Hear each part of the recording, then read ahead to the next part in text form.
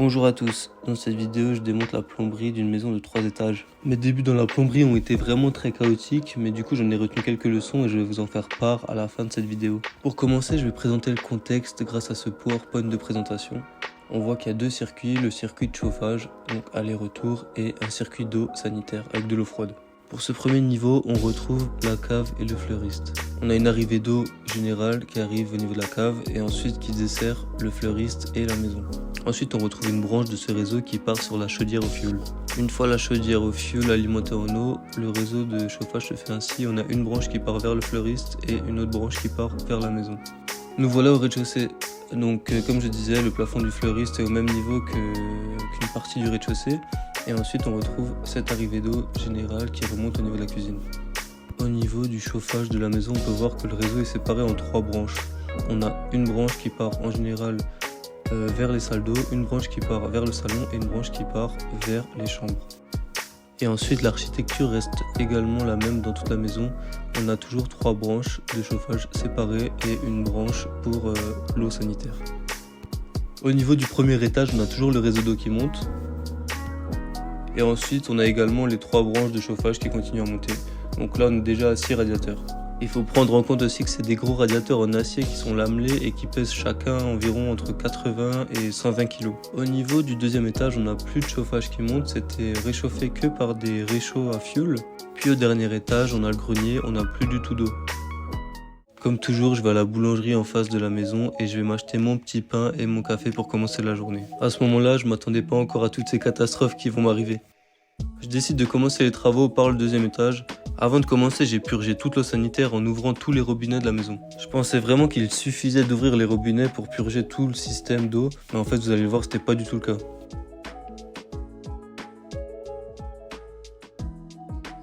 Bon ben voilà, c'est démonté.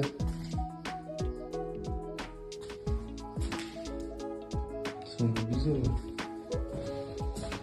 Je vais voir, j'espère qu'il n'y a pas d'eau qui coule.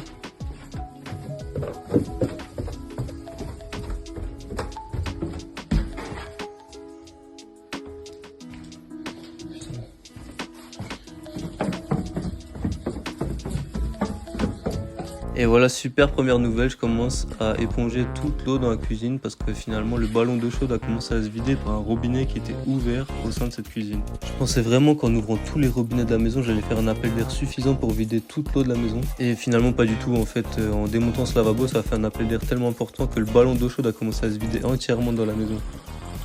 C'est là où j'ai créé une fontaine, c'est design hein. En bas ça pète. Du coup là je vide le ballon par ici. Et là il y a juste une bouche d'égout. Donc magnifique, juste à passer la fenêtre et ciao. Et on attaque la salle de bain du premier étage. J'ai d'abord commencé par ouvrir les portes fusibles au niveau du tableau électrique et ensuite j'ai démonté l'alimentation du ballon d'eau chaude. Après avoir purgé les 100 litres du ballon d'eau chaude dans la cuisine, j'avais juste à dévisser 2 raccords et ensuite il est maintenu par 2 crochets comme on peut le voir sur la vidéo et il y a juste à le soulever et ensuite il vient tout seul.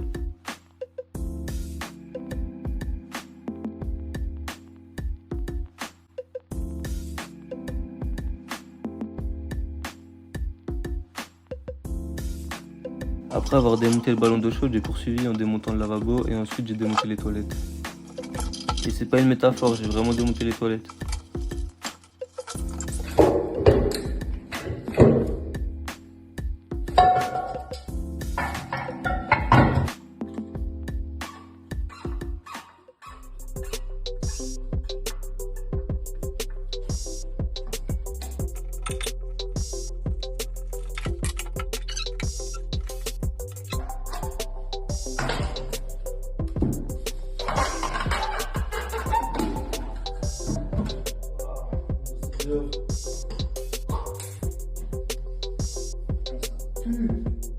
Maintenant que toute l'eau sanitaire est démontée, j'attaque le chauffage.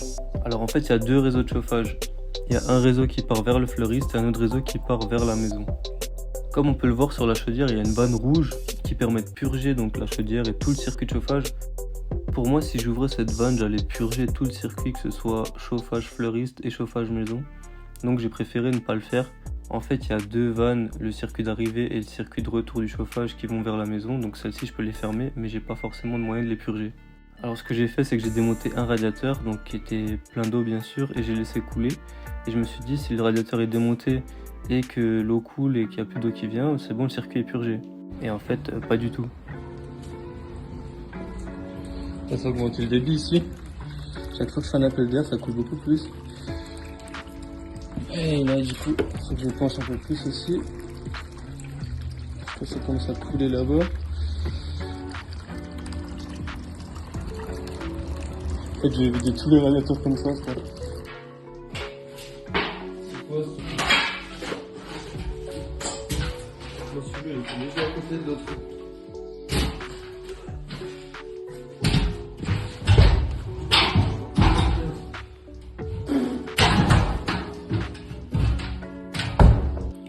Bon, je me retrouve avec la bassine pleine et j'ai rien d'autre pour mettre de l'eau, je sais pas comment je vais faire. Là j'ai plein de trucs mais y a rien qui est étanche.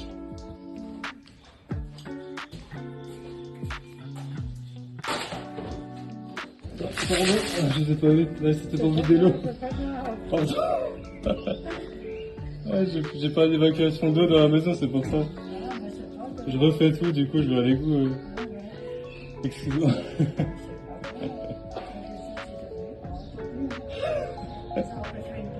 Ouais, c'est clair.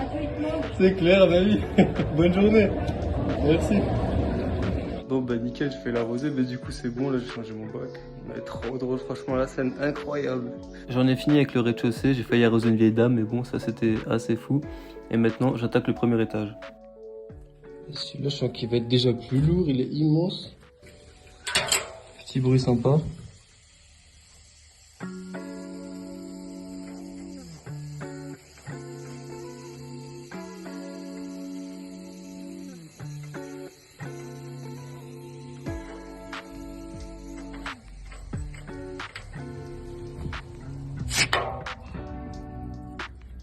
Ah,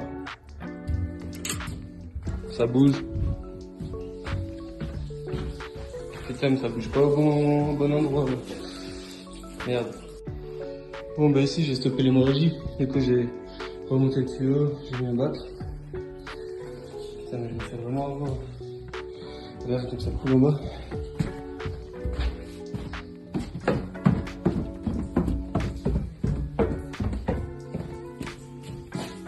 Ah putain. Ouais, ça coule du plafond. Oh la dinguerie. Il pleut dans la maison.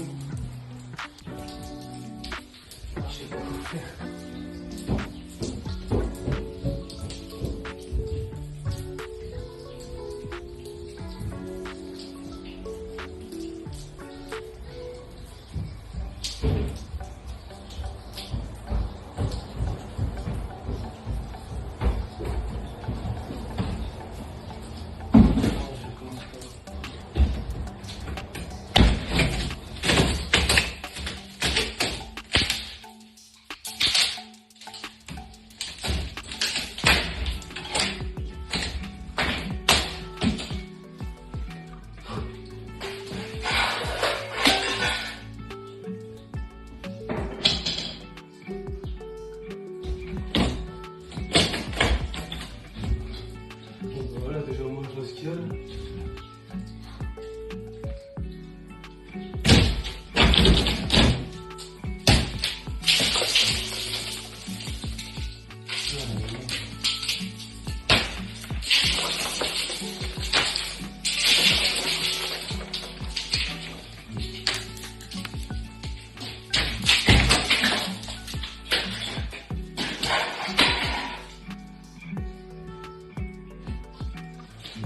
Je me ravis. Bon, au moins c'est fait. Là, je vois ce qu'il y a au-dessus, mais du coup tant mieux parce qu'il n'y a pas de scorie. Donc pour isoler, ça va être simple à enlever. Franchement, là ce côté c'est pas plus mal. Mais je fais que des catastrophes. Bon, c'est parti pour le radiateur de 100 kg là. Ouais, impossible.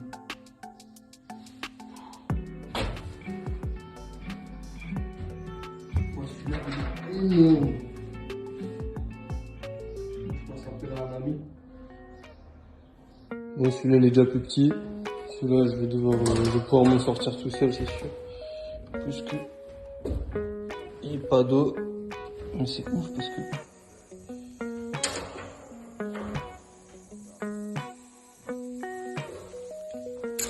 ah franchement ce genre de bruit ça me fout les nerfs.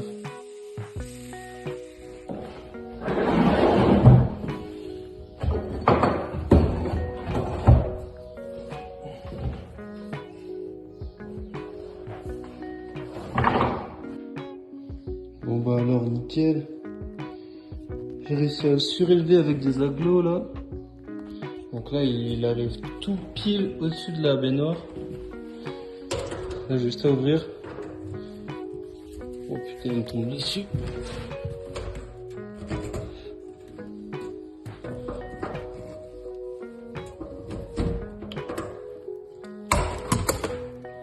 Voilà. Ça coule nickel. Ça va me remplir la baignoire. Et dès qu'elle est pleine, à chaque fois je vais la vider. C'est bon, les deux radiateurs sont en bas. Attends, on est passé par les escaliers là. Du coup je suis venu avec un pote. Et merci beaucoup à lui. Franchement ça faisait au moins, celui-là il fait au moins je pense 120 kg. Celui-là il doit faire au moins 80 kg. Et du coup on a galéré, on a sanglé, on est descendu par les escaliers. Et voilà. Un grand merci à toi. Après toutes ces péripéties, je m'attaque à la cave, donc là il n'y a plus de circuit d'eau ni de chauffage au sein de la maison. Je commence déjà par couper les quelques tuyaux qui dépassent.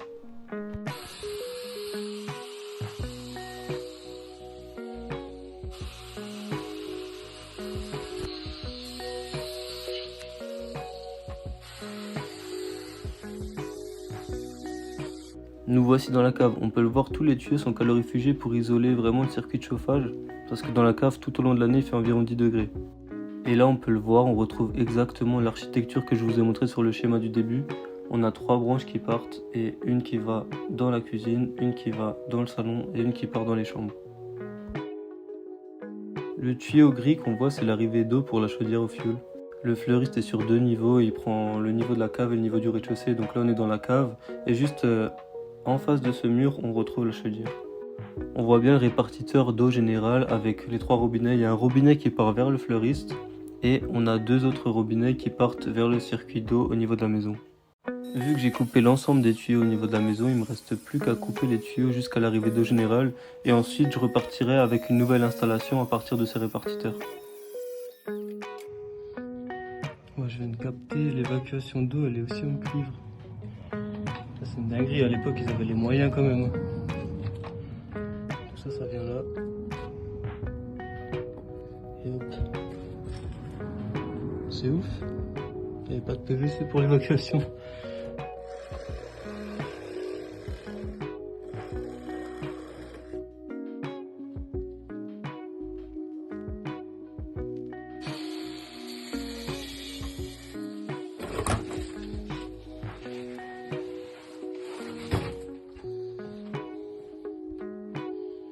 À chaque fois que j'enlevais un peu de calorifugage, je me rendais compte que tous les tuyaux étaient oxydés, ils sont tous tout bleus, donc j'ai bien fait de changer tout le circuit et de repartir sur un circuit neuf.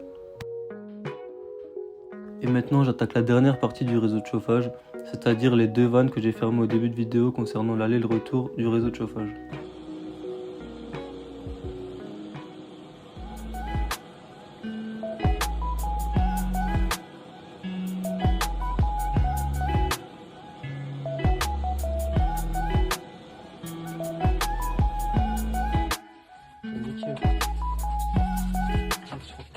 Voilà les amis, donc j'en ai fini avec ce circuit de chauffage et ce circuit d'eau sanitaire. Sur le plan, on voit le circuit d'eau restant après cette démolition. Donc il reste l'arrivée d'eau avec un circuit qui part vers le fleuriste et un autre circuit qui part vers la chaudière. Et concernant le circuit de chauffage, il ne reste plus que le circuit de la fleuriste, donc c'est isolé de la maison. Maintenant je vais passer aux conseils et aux astuces. Si vous voulez pas faire les mêmes erreurs que moi, suivez-les. Donc déjà ce que j'ai pas fait, c'est que j'ai pas fait un schéma de l'installation et donc j'ai peut-être loupé des vannes si ça se trouve, et j'aurais peut-être eu un moyen plus simple de purger les radiateurs plutôt que me faire galérer comme ça. Ensuite, malgré ce qu'on pense, même en ouvrant les robinets, ça purge pas le circuit. Donc je vous conseille de purger le circuit si vous trouvez une vanne par exemple dans la cave.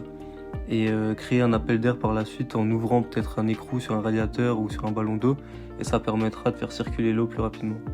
Et finalement, un conseil très important, c'est de démonter le circuit en partant du haut. Enfin, je parle surtout du circuit de chauffage, parce que comme on a pu le voir, ça m'aurait permis de ne pas inonder à chaque fois le rez-de-chaussée. Et même en créant des appels d'air, en aucun cas l'eau va remonter et commencer à inonder le haut de la maison. Franchement, c'est un conseil très important parce que c'était vraiment une grosse erreur pour moi de commencer à démonter le circuit par le bas.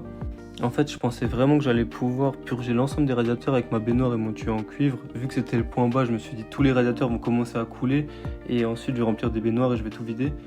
Mais finalement, avec les appels d'air, ça s'est pas du tout passé comme ça, c'est parti dans tous les sens. Et un dernier conseil pour la fin, si vous êtes débutant dans la plomberie comme moi, commencez par prévoir suffisamment de bacs. Dans le cas où ça commence à partir dans tous les sens, il vaut mieux être prévoyant et avoir les bacs directement sous la main pour éviter d'inonder l'ensemble de la maison. Je vous dis à bientôt, c'est que le début de l'aventure.